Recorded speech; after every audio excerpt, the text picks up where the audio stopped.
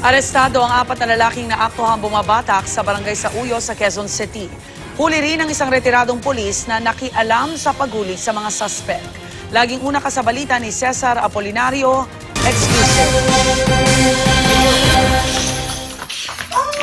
Nabilhan ng 200 pisong halaga ng shabu ang target na si Edgar Castro alias Egay Baba at Brian Garcia sa isang bahay sa barangay sa Uyo, Quezon City. Kaya nang itimbreng nagkaabutan na ng droga. Huli sa aktong bumabatak ang 4 na lalaking nasa loob ng bahay. Kabilang ang target na sina Garcia at Castro. Meron pa. Wala pa.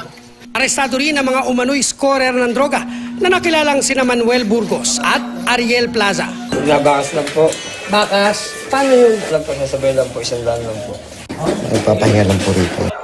Sa gitna ng operasyon, isang nagpakilalang pulis na kaibigan daw ng isa sa mga sospek ang nakialam kaya muntik pang magkagulo.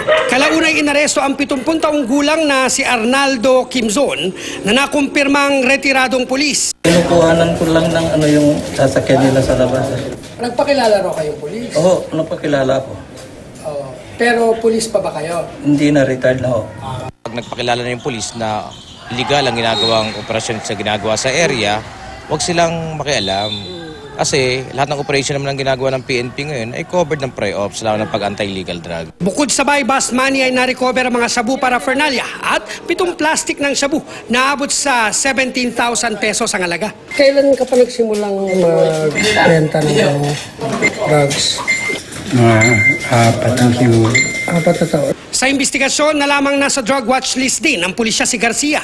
Si Brian Garcia, may mga previous case na yun ng motor napping. Sa alam ko na may robbery, pumasok sa robbery. Dati nang hinuli ng follow-up natin, yung operatiba ng station po. Sinampa na ang 4 na sospek ng paglabag sa Comprehensive Dangerous Drugs Act, habang obstruction of justice at resisting arrest naman ang isinampang kaso laban kay Quimzon.